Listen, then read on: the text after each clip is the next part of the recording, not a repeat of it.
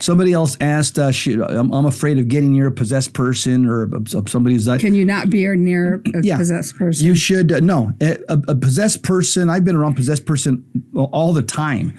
They do nothing to you. In fact, they can actually sense that you're in a state of grace. If anything, you can just help them by being in their presence because they need that, to be around people that are in a state of grace. Yeah, and there's nothing to fear. Yeah, you shouldn't fear at all somebody who's possessed. If you're living in a state of grace, you're a lover of Christ. You could have a complete conversation with them, break bread with them, have coffee with them, and there's, you're not going to get. The demons aren't going to jump onto you unless again, once again, if you're in mortal sin, then you're going to invite them.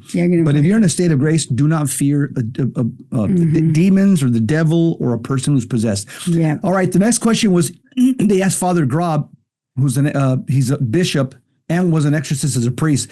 They asked him, you mentioned not only persons, but also things are capable of being possessed.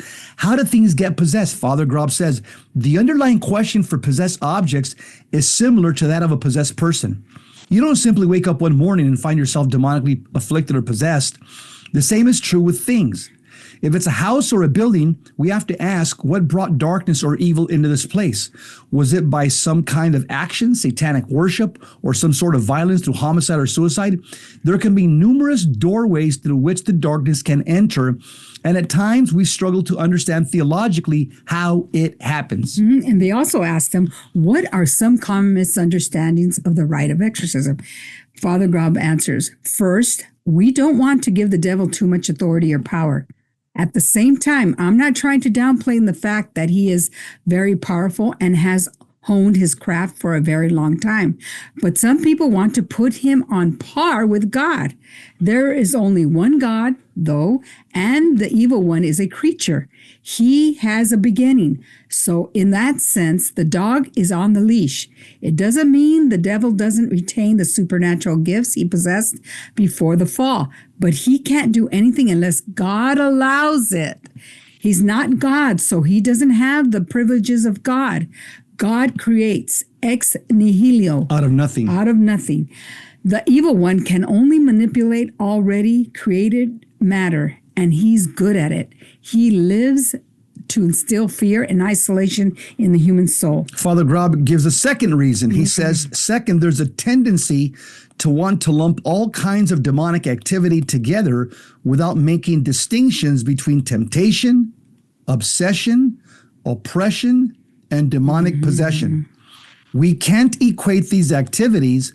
The only time a person needs to see an exorcist, I maintain, is when the person is demonically possessed. The third, he said, there is the misapprehension that the individual will plays no part in these activities. What does a person open himself up to in allowing the affliction in the first place? It can happen through human sinfulness, weakness of the will, or by directly engaging of the occult. There's a lot of woundedness in the world for the devil to work with. The evil one loves woundedness. How can he get manipulate that or get manipulated by that? Yeah. On the other hand, what responsibility is mine? How have I engaged or invited the evil one? These activities are all relationships. In a certain sense, it's no different from our relationship with God. How do we develop a relationship with God? For Catholics, the sacraments are the center of our life. It is a life of grace and prayer. Amen with that. His next question, they asked him, what is the difference between the kinds of affliction, temptation, obsession, and possession? He says, first, temptation is part of the human condition, part of life in the body and in the world. As humans, we are tempted. In Matthew, Mark, and Luke, the temptation of Jesus before beginning his public ministry shows that all humans are subjected to the same challenges that Jesus had, although he was, of course, free from sin. It is part of the ordinary activities of evil. But then, crossing the line from ordinary temptation to extraordinary affliction. We say a person has actively opened the door to something, to a darkness. A person has engaged or started a relationship with the evil one. The church has used two terms, demonic obsession and demonic oppression. to describe this sort of affliction. Interestingly, obsession is the oldest term and the only one that appears in the older rite. That's a 1614 rite of it. In classic theology books, 3 terms are used: temptation, obsession, and possession. Oppression appears on the scene in the 1970s and 1980s in an attempt to differentiate between afflictions, attacks, or manipulations of the mind, which means obsession, and of the body, oppression by the evil one. Then demonic possession is a radical extreme by which a mind and body is afflicted by the evil one. I like those definitions. See, yes.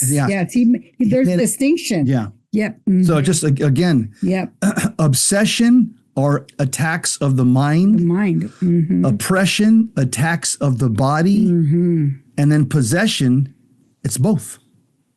Radical attacks on the mind and body. It takes obsession and oppression and together to equal possession. Yes. Yep. How are exorcists trained to discern these kinds of affliction? The exorcist should always be evaluating.